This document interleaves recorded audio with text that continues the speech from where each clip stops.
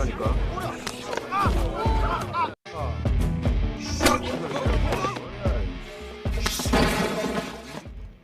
saudara semuanya, apa kabar hari ini? Selamat datang di channel Strong Story. Sebelum lanjut, jangan lupa kopi dan sarapannya. Kali ini kita akan membahas sebuah film yang dibintangi oleh Abang Ma Dong-seok. Beliau adalah aktor yang sangat keren dengan segala bentuk skill dalam proses adu mekanik. Kisah di film ini akan memberikan efek kejut pada adrenalin yang begitu kuat hingga mampu membuat jiwa kita berapi-api dan berkobar. Karena keseruan, kisah dan aksi-aksi dalam film ini. Film yang akan diceritakan kali ini adalah sebuah film yang menceritakan kehidupan kelompok gangster di daerah Korea Selatan, tepatnya berada di distrik Garijeong, Seoul. Pada film ini, Abang Ma Dong-seok berperan menjadi seorang detektif yang arif bijaksana namun brutal dan mampu membuat para gangster kencing di celana. Dengan semangat 45 dan keteguhan hati, marilah kita simak ceritanya. 땄어? 아, 따긴 뭘 따? Sejak tahun 1990 orang Cina Korea menetap di Seoul pada distrik Garijeong dan mereka membentuk Chinatown atau perkampungan Cina, dan sejak 2004 banyak kelompok gangster yang aktif di daerah tersebut. Kemudian dengan banyaknya kerusuhan, maka detektif yang sangar ini memiliki misi mendamaikan dan sekalian membersihkan daerah itu dari para gangster yang jahat. 알지? Suatu siang di pasar daerah Garijeong nampak dua orang saling otot-ototan dan adu mekanik. Keduanya memegang senjata tajam, namun polisi di sekitarnya tidak mampu melerainya. Kemudian datanglah seseorang dan dialah sang detektif. Mas Sukdo, atau kita panggil saja dia Sukdo, sedang melintas sambil teleponan. Dengan karisma dan nyali serta keberaniannya, diselesaikan dengan sangat-sangat apik. 정리해 빨리. Dan nampak Sukdo ini begitu dicintai warga sekitar. Kemudian Sukdo sang detektif melanjutkan perjalanan ke sebuah tempat biliar di mana terdapat informasi adanya korban penusukan, dan korbannya terlihat dari tatonya adalah dari geng Venom. Diketahui dari saksi mata, pelaku adalah seseorang tinggi 180 cm dengan jaket biru. Segera Sukdo bersama anak buahnya menuju ke markas geng Venom untuk mendatangi bosnya yang bernama Sun Tae. Dengan maksud mendamaikan untuk mencegah meluasnya kerusuhan, dan kedatangannya ini Sukdo mendapat informasi pelaku berasal dari geng Isu. Sempat Sukdo mendapat sedikit perlawanan, namun dengan kedipan mata mampu diatasi dengan sangat receh sekali.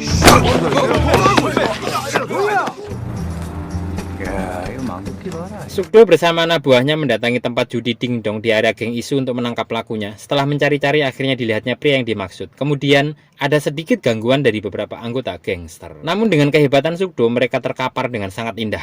Dan berlanjut pada tersangka yang kabur. Dengan gerakan lincah, Sukdo mengejar dan diakhiri dengan tamparan sayang dari Sukdo yang membuat tersangka ini pingsan sementara.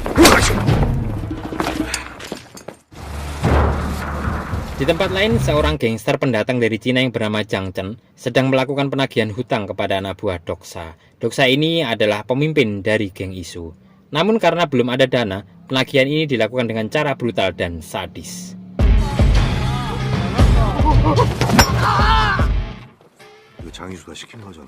Suatu siang di kantor detektif, nampak Sukdo melakukan interogasi pada tersangka penusukan dengan agak keras. Karena tersangka ini tidak mau mengakui perbuatannya. Dan tak lama berselang datang komandannya yang marah-marah karena laporan aktivitas geng ini bocor sampai di pimpinan atas. Kemudian komandannya meminta Sukdo mengkondisikan para gangster ini, dan Sukdo berangkat dengan anak buahnya.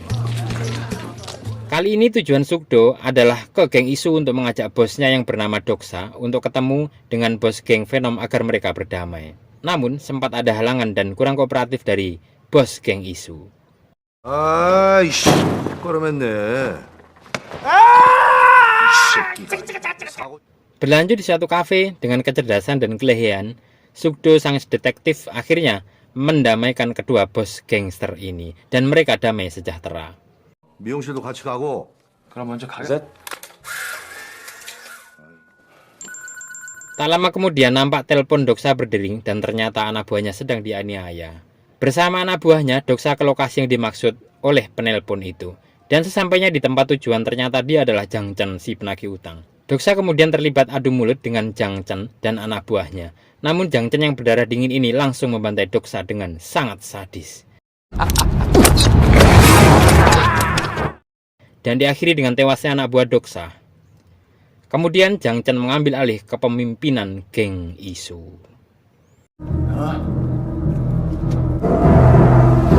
Di suatu malam, Sukdo yang diundang acara minum-minum di tempat gangster yang juga kawannya, yaitu gangster Cingsuk. Di sini Sukdo minum dengan begitu banyak hingga ketiduran. Dan malam itu di tempat yang sama datanglah Jang Chen bersama anak buahnya, membuat keonaran hingga memotong tangan salah satu pegawai kafe itu.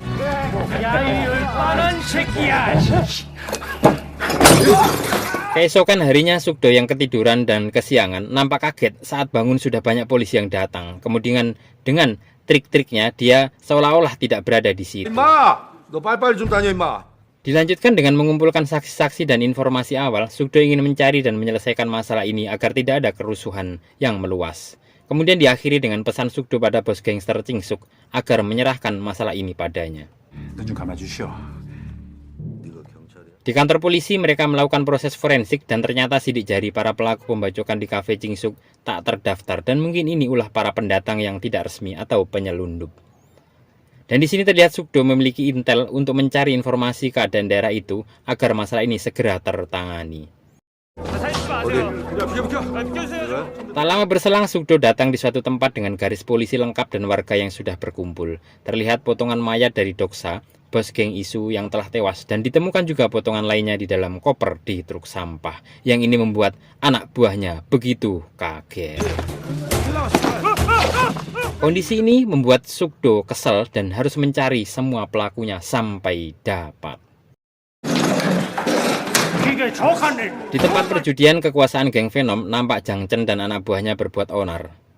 Kemudian tak lama berselang si bos Sun Tai datang. Setelah ngobrol di luar ala gangster, Sun Tai disuruh masuk menemui bosnya. Dan di dalam sudah ada Jang Chen menunggu. Dan Jang Chen meminta pada Sun Tai untuk memberikan tempat itu kepadanya. Salah satu anak buah Sun Tai sempat dihajar oleh anggota Jang Chen. Kemudian Sun Tai diminta pergi. 알았어. 여기 이렇게 자른 거는 다 도끼로 한 거지. Berlanjut di rumah sakit forensik, nampak dokter sedang memeriksa kondisi mayat Doksa dan disimpulkan adanya penyiksaan sadis padanya. Kemudian dia dan anak buahnya meminta uang jajan pada komandannya dan mereka pun pergi. 100만 원씩 내요. Kembali pada keberingasan geng Jang Chen, mereka mengintimidasi tempat hiburan malam dengan meminta upeti $1.000 per bulan. Sempat salah satu pimpinan menolak keras. Tanpa basa-basi, anak buah Jang Chen langsung tancap gas. 돈 없으면 죽어야지. Kemudian malam itu setelah bagi-bagi duit, geng Jang Chen bubar. Pemilik kafe yang dia adalah istri dari anak buahnya yang bernama Sun Wo diminta melayani Jang Chen. Sungguh sangat-sangat biadab sekali. Berlanjut ke suatu rumah makan, di sana ada Sukdo dan anak buahnya beserta satu polisi baru.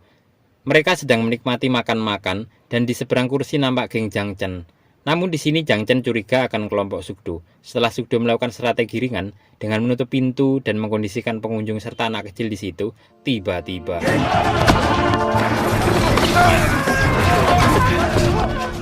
Jang Chen menyiram minyak panas pada polisi baru ini dan terjadi kejar-kejaran. Namun sialnya mereka lolos. Di malam hari saat Sung Wo sedang ribut dengan istrinya, dia kedatangan anak buah Chung Sik. Setelah dihajar, Sun Wo dibawa ke markas Chung Sik.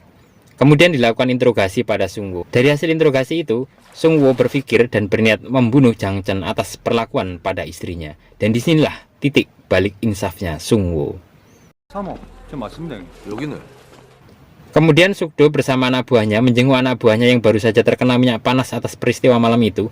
Kemudian anak buahnya ini mengutarakan niatnya untuk mundur dari kepolisian karena melihat beratnya tantangan dan hambatan pada saat bertugas. Namun Sukdo memberikan waktu agar dia istirahat dan berlanjut malam hari di restoran yang sama. Sukdo sedang makan sendirian dan di sini terlihat keakraban dengan remaja pelayan itu. Kemudian mereka bercakap-cakap dan menikmati makanannya. 야, 애긴 줄 알았더만 다 컸네 이제. Kisah berlanjut pada tempat judi yang dikuasai oleh Jang Chen. Terlihat begitu ramai, namun tiba-tiba sebuah mobil menabrak tempat itu dan diketahui dia adalah anak buah geng Venom. Dan terjadilah penyerangan pada tempat itu yang membuat porak-poranda. Di pagi hari datang dua anak buah Jang Chen. Mereka begitu murka melihat kondisi tempat itu. Kemudian anak buah yang botak berniat balas dendam meski dilarang sama kawannya. Sebenarnya pergerakan mereka juga sedang diawasi oleh Sukdo. Di suatu gang, dua orang ini dihadang depan belakang oleh kelompok geng Venom. Sempat terjadi perkelahian. Namun Sugdo, sang detektif, dengan cepat datang. Seketika mereka berhenti bertarung. Kemudian Sugdo meminta dua orang ini menyerah. Namun mereka nekat dengan melawan Sugdo. Sempat Sugdo terkena sabetan pisau, dan dengan gerakan badai mengelung bukit, si botak ini dilumpuhkan. Namun satu kawannya mampu lolos dan melaporkan penangkapan ini pada si bos, yaitu Jang Chen. 형님이 경찰한테 잡혀갔습니다. 뭐 Setelah dibawa ke kantor polisi, awalnya tersangka ini pura-pura tidak bisa berbahasa Korea. Kemudian penerjebak ini disuruh pergi dan dilakukan interogasi agak keras dan kencang. Dia pun mau mengakui kalau bisa berbahasa Korea, dan terlihat tersangka ini begitu ngotot, keras kepala, dan sempat menggigit lidahnya agar dia tidak bisa bicara atau tidak memberikan informasi apapun.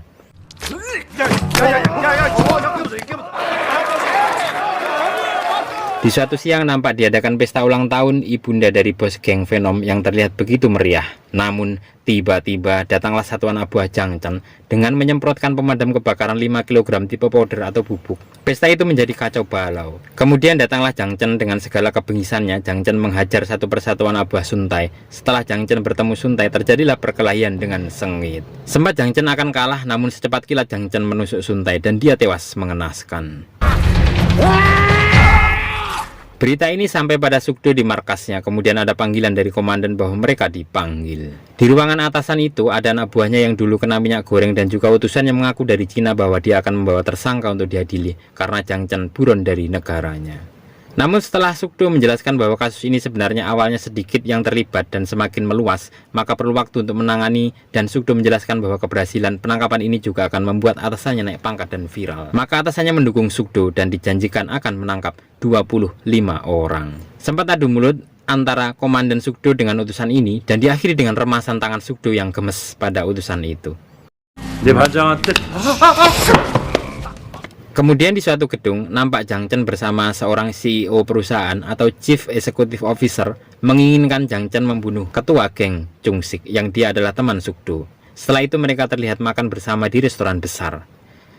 Namun terlihat Sung Wo tidak ikut bersama mereka karena Sung Wo memiliki rencana lain, yaitu memanggil geng Chung Sik agar menyerangnya. Hal ini karena kejadian keonaran dan potong tangan di kafe atau tempat karaoke-nya. Tak lama berselang datang kelompok Chung Sik dan terjadi penyerangan dengan ganas.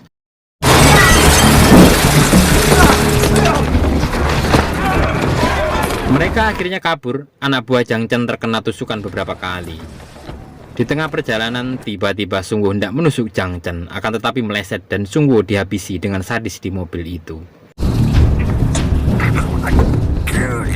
Sesampainya di restoran, anak buahnya diobati dokter dan istri mendiang Sung Wo diinterogasi siapa yang menyuruh suamimu. Dengan paksaan dan kekerasan, akhirnya wanita ini mengaku bahwa Chung Sik lah dalang semua ini. 집에 한번 찾아왔었어. 황 사장? 알라마 가만히 있으라니까. 아니 대낮 Siang itu Sugdo menyusun strategi, diawali dengan mendatangi Chung Sik. Dia kecewa karena membuat kerusuhan itu. Namun karena dia adalah temannya, dibawakanlah rompi anti tusuk untuk Chung Sik. 먹이가 이 새끼야 이거 입고 다녀. 칼 맞아 뒤지지. 이렇게 바쁜데 와주셔서 고맙습니다. Setelah itu Sugdo mendatangi warga dan mengumpulkannya. Di sini Sugdo perlu foto-foto tersangka untuk mempersiapkan penyergapan pada gangster-gangster itu. Sempat ditolak oleh beberapa warga, namun dengan gagahnya anak 15 tahun itu berorasi. 갈노름해. 이건 사람 사는 게 아닙니다. 여기 경찰들이 도와준다는데도 다 도망이라. Dan akhirnya mereka mendengarkannya. Dengan dibagi ke beberapa posisi dan dilaporkan foto-foto yang sudah didapatkannya, di sini para detektif itu menyusun rencana pembagian daerah untuk proses penyergapan. Malam itu Sugdo mendapatkan berita bahwa tawanannya akan dibawa ke Cina untuk dihukum mati dan atasannya setuju. Di posisi ini Sugdo agak mumet, namun ide brilian didapatkannya. Di pagi hari saat akan dikirim ke bandara, Sugdo sempat menceramahi tersangka ini agar mau memberitahu di mana Jang Chen. Dengan imbalan dia ditahan di Korea dan akan dibebaskan beberapa bulan kemudian. Berlanjut, tawanan ini dibawa ke bandara dengan 2 polisi, dan tanpa diketahui oleh tawanan, 2 polisi ini ternyata adalah intel Sugdo yang berpura-pura berbisnis narkoba, dan dia sedang mencari pemasok. Sesampai di bandara, polisi intel ini membebaskan tawanan dan memberi nomor telepon agar mau kerjasama. Dan setelah itu mereka pergi. 걔네 진짜 고마워. Sesampainya di kediaman Jang Chen, malam itu anak buahnya menceritakan bahwa dia diajak kerjasama oleh polisi Cina untuk jualan narkoba. Namun sempat Jang Chen curiga. Setelah diberikan contoh narkobanya, Jang Chen nampak setuju dan yakin. Kemudian mereka janjian bertemu di stasiun Dairim jam 9 malam. Kembali pada Sugdo yang merencanakan penyergapan, malam itu mereka mulai proses penyergapan dan tersangka ditangkap satu persatu. Kemudian di tempat yang ditunggu ternyata Jang Chen tidak datang dan hanya anak buah dan orang kepercayaan. Setelah masuk ke ruangan polisi yang menyamar itu, Sugdo segera menghajarnya dan mencari Jang Chen yang ternyata tidak berada di situ. 장첸 어딨어? 장첸 어딨어? Sin berpindah ke Jang Chen yang ternyata dengan cerdiknya dia dengan anak buahnya mendatangi Chung Sik. Di sini dia berambisi membunuh Chung Sik. Semua anak buahnya dihabisi dan terjadi kejar-kejaran dengan Chung Sik. Setelah sampai di suatu jalan raya, Chung Sik yang terpincang-pincang karena tertabrak mobil disergap oleh Jang Chen. Kemudian setelah pertarungan sengit, Jang Chen mencekiknya dan beruntung ada polisi yang jaga dan anak buah Sugdo. Segera Jang Chen kabur.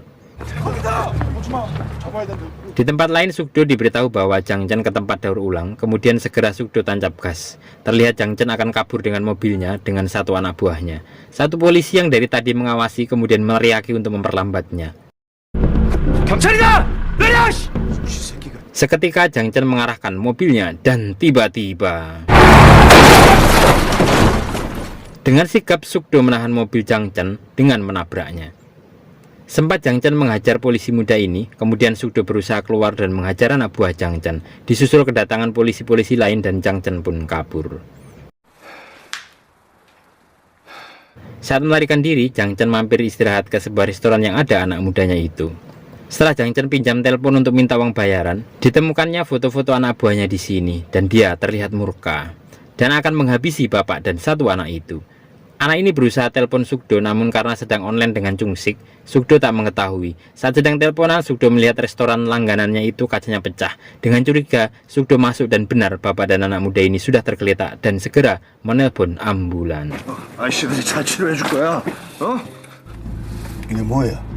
장금? Berpindah ke Jang Chen yang terlihat bersama CEO itu, di sini Jang Chen ingin meminta hasil kerjanya. Kemudian diberikan buku tabungan untuk melarikan diri ke Cina.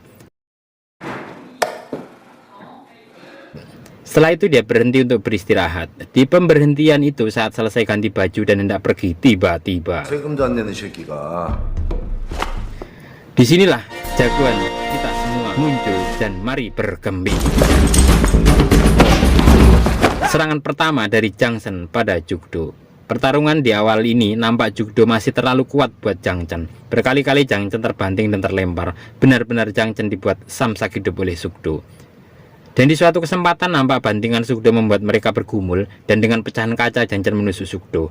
Namun dengan semangat sebagai pemeran utama dipelintir jari jemari Jang Chen dan lepas dari dudukannya atau dari engselnya. Kemudian diseret dan diborgol pada pipa PDAM. Namun Jang Chen masih besar mulut kemudian dikasih satu bogem keren.